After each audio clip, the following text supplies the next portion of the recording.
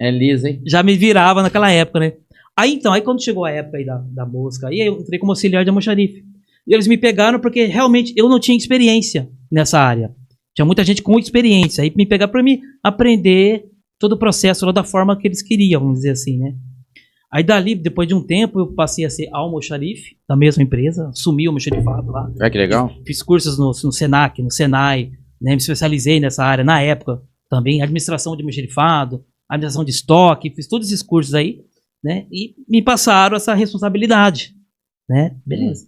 Aí daí, por muitos anos, aí almejei a segurança do trabalho. Foi onde começou, eu vi a primeira vez um curso de CIPA, eu vi um CP, né, um técnico de segurança dando curso. Isso, a primeira vez que eu vi isso foi no ano 2000. Foi a primeira CIPA que eu participei. Era até bastante pessoas na época lá que trabalhavam comigo. E eu olhei aquilo, eu falei assim, participei de várias CIPAs. Tem hora que eu era auxiliar, tem hora que eu era o secretário, tem hora que eu era o vice-presidente, o presidente, cheguei a ser o presidente da CIPA por um bom tempo. E ali eu peguei essa experiência na segurança. Já fui cipeiro. E eu falei, pô, isso aí é o caminho, hein? Eu me identifiquei. Aí eu fiz o curso, estudei no Arquimedes, fiz esse curso aí em 2004. Arquimedes, tem ainda? Ainda tem. Bem no centro da cidade. É perto do Mercadão antigo ali. É verdade. Pra cima ali. E tem aquela escola líder ainda? Não sei se tem. Lembra da líder? Eu lembro. A líder acho que era mais área mecânica.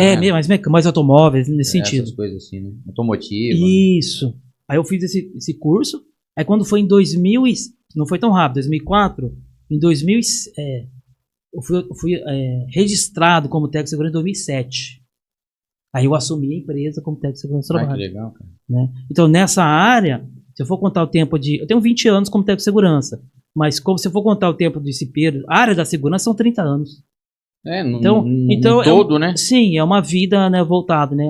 Aí depois eu abri... Tá perto da aposentadoria. Já dei entrada, tô aguardando, né? Quem sabe né? Mas antes de você falar da sua empresa, como que foi a juventude aí, a adolescência para a juventude do Luciano? Era um cara que gostava de sair, era um cara que gostava de curtir, era um cara caseiro, era um cara namorador, era um cara tranquilo, era um cara sossegado, tinha muitos amigos. Como foi essa trajetória sua aí, fora o lado profissional? Como era, hoje eu conheço, mas como era o Luciano antes? Eu comecei lá atrás, lá. Quando eu era criança, né, assim, eu falei do meu pai no começo aqui, né, até vai fazer um ano que meu pai faleceu, agora dia 2 de julho, né, então, muito difícil. Eu lembro. Mas assim, meu pai, assim, ele foi um exemplo pra mim, né, em termos de trabalho, de tudo, e assim, ele sempre deu o melhor pra gente, né, porque na época de Torre de Pisa, que eu te falei, aqueles brinquedos que a gente era maravilhado da Estrela, né, então meu pai comprou aquilo pra mim, né. Qual que você tinha, cara? Eu tinha Autorama, eu tinha Ferrorama. Ferrorama tinha um XP300, você lembra? Eu tinha um XP400. O 400 ele tinha uma pontinha assim, que ele passava por cima. Sim. Que de um lado dele era mais altinho. Isso. O XP500 era duas maquininhas. Duas maquininhas. Você abria, né? Tinha aquele negócio de se abrir e jogava pra lá. Trocava o vagão. Cara, se eu falar pra você... Eu tinha Gênios. Gênios você tinha. Ó, eu tenho até hoje guardado aí o Ferrorama. Lembra do Maxi Cargo? Sim. Carrinho. Pegava um carrinho, pegava basculante lá e tal. Sim. Eu tenho alguns brinquedos da época, que legal. Cara, eu era apaixonado por isso aí. Então, assim, eu tive, assim, graças a Deus, né? Então, assim, meu pai pôde dar essas coisas pra gente, pra mim e pros dois irmãos. Eu gostava de Forte Apache, aquele monte de hominho, né? Comprava aqueles hominhos pra ficar brincando, né? Você tinha aqueles carrinhos bate-bate, bombeiro? Tinha. Batia? Sabe o que vocês tinham que subir a escada. Não sei se você lembra daqueles carrinhos que eram Fusca. Era um bombeiro, era uma polícia e ambulância.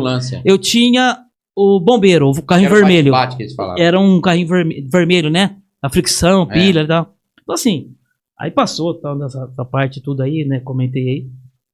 Mas eu fui sair mesmo, começar a sair assim, porque naquela época a gente com 15, 16 anos era muito inocente, né? Falar assim, né? Não, era outro tempo. Era outro, né? Não é como hoje, não, né? Não. Era outra, né? Que, assim, mas eu sei que você é um cara apaixonado por música. Sim. Mas esse gosto da música começou com quantos anos? Não tô falando o estilo de música que você gosta hoje. Sim. Porque a gente vai mudando, né? A gente vai conhecendo as músicas. Sim. Quando eu ouvia, desde criança, desde quando eu me conheço de gente, meu pai era Zé Bétio. Todo dia de manhã ele põe no Zé Bétio pra gente acordar cedo, pra ir pra escola. E ele trabalhar, meu pai ouvia as modas de viola. Depois eu fui ouvindo. Aí eu comecei a conhecer, a gente ligar a TV, só tinha 3 canais na TV, né?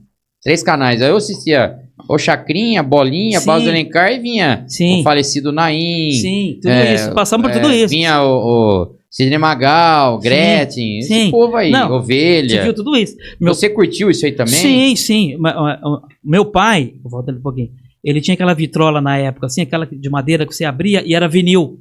E era rádio ao mesmo tempo. Eu sei. Lembra disso? É uma grandona, que uma gaveta. Era grande, assim, parecia um armário. Cara. Aí você abria, ali era uma vitrola, você tocava o vinil, né? E o bracinho lado, era branco? Não recordo, mas tinha um bracinho e tudo. E você sabia que o prato era Garhard? A maioria deles Sério? Era se apertava assim pra um, ele ia cair com o compacto. Ah, tá. Se apertava pra 2, ele pegava o LP, aí ele tinha uma torre.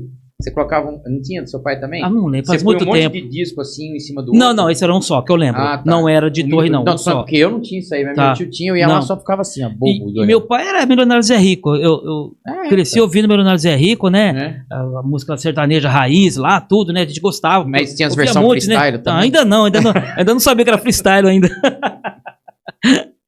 Aí quando foi, vamos falar assim, aí foi década de 90, né? Vamos falar assim. Mas 90. Assim, mas 80 você curtiu o quê? Eu curtia rock nacional, cara. Não, eu gostava de Blitz, Titãs. O que a gente ouvia na televisão, né?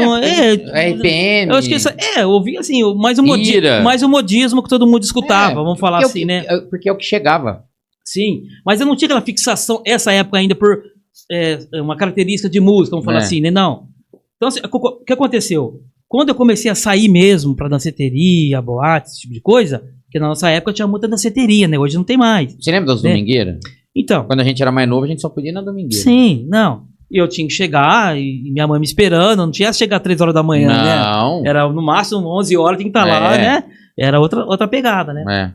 Então, assim, eu comecei, porque isso foi na década de 90, 91, por aí, que eu comecei a ir mesmo das boates, né? Na antiga Voodoo, perto do Guarani, a Queopes, né? Lá de Guariúna, né? Avenida 2, lá em Valinhos, né? Ou seja, tinha... Você chegou aí no Terraço Bahamas? Eu não fui no Bahamas. Pra mim era mais próximo mas eu não fui lá, né? Na Fly? Na Fly eu fui. Na Fly, depois eu comento, disputou até um campeonato de dança lá, na Fly School Club. Aí o que aconteceu? Aí o gosto já começou a ser mais diferenciado pra... Mas quando você começou músicas, a ter um gosto musical? Então... Qual foi a música que mexeu contigo? Ou qual foi o momento quando a gente da virada? Quando a gente começou a sair, vamos falar assim, eu ia até no Pausurama, no bairro aqui de Campinas, tinha até uma boatinha que a gente ia lá dançar. Pausurama é de frente pro Shopping das Bandeiras. Né? Ia lá, eu falo assim, chegava lá, músicas dançantes, mas eu ainda não tinha aquela de dançar. Você não tinha uma percepção legal do que era, né? Mas aí o que aconteceu? Aí o bairro, né, o Padre Anchieta lá, a gente tinha o teatro, né, o famoso teatrão, né? Então ali... Eu acho que eu já ouvi falar. Já ouviu falar do teatro? Uhum. Então ele é muito famoso naquela região ali, né? Então tinha muitos bailes ali naquela época, e lotava, né?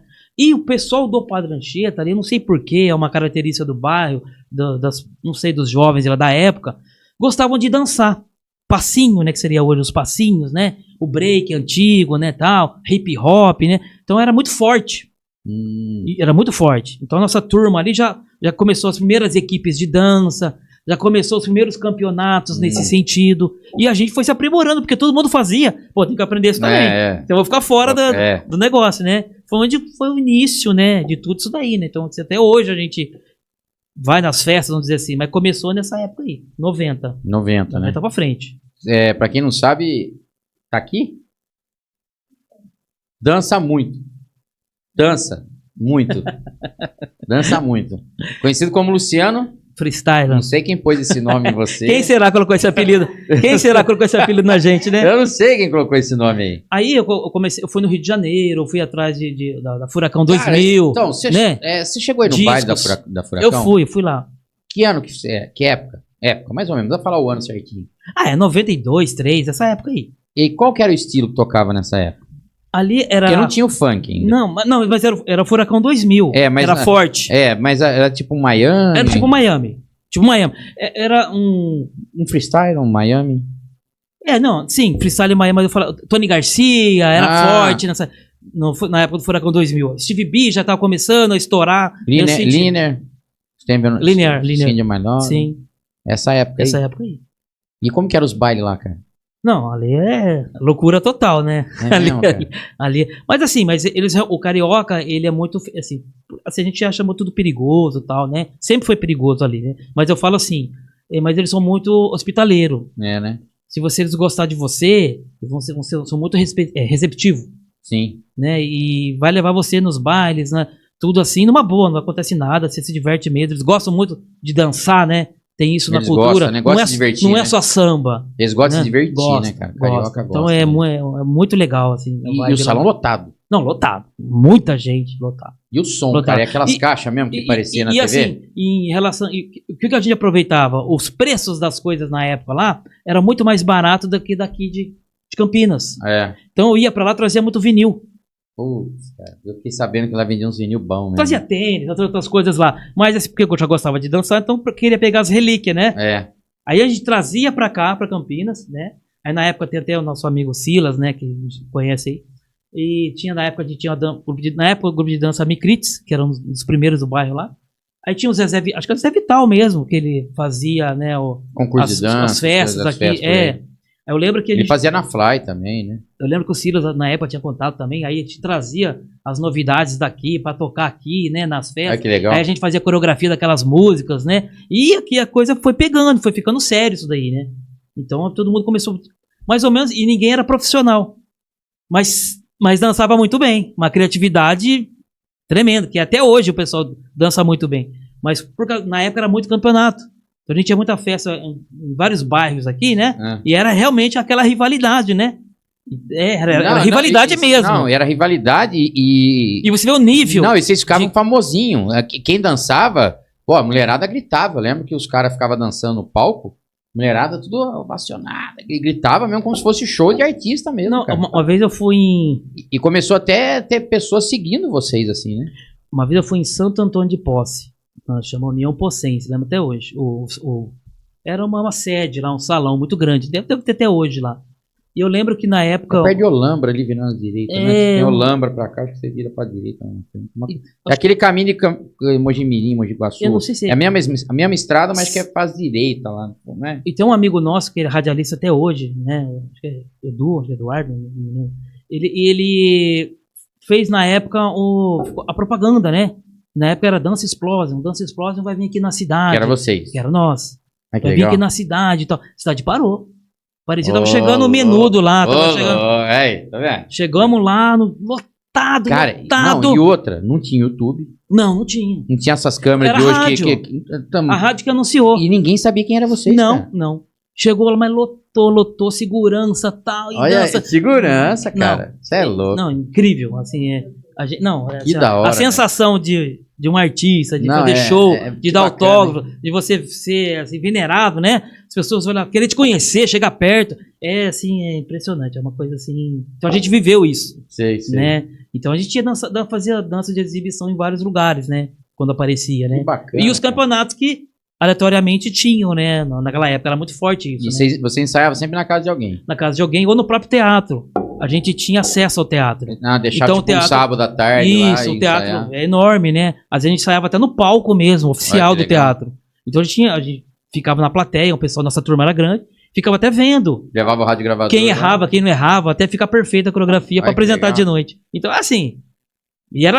Todo mundo levava aquilo a sério, né? Sério, era muito, assim... criatividade, assim, impressionante. E tinha uniforme, tudo Não, muito organizado. Todo mundo com uniforme. Cada turma tinha o seu nome, né? Ali de guerra ali. E o uniforme, todo mundo caracterizado. E naquela época não tinha alguém filmou isso aí? Alguém tem registrado? Eu tenho fotos da época, algumas fotos, que na época a gente não tinha o celular pra ficar filmando, né? Não era todo mundo que tinha máquina pra tirar, tudo tinha que revelar, né? Era outros tempos, né? Então a gente, hoje passou, poxa, vou ter gravado isso, né? Mas eu não tenho vídeo, hoje, daquela época, dançando. Eu tenho fotos, alguma coisa, né? Os colegas também têm. Vai juntando um pouquinho de cada um, né? A gente se recorda, mas eu não tenho um vídeo mesmo da época. Você sabe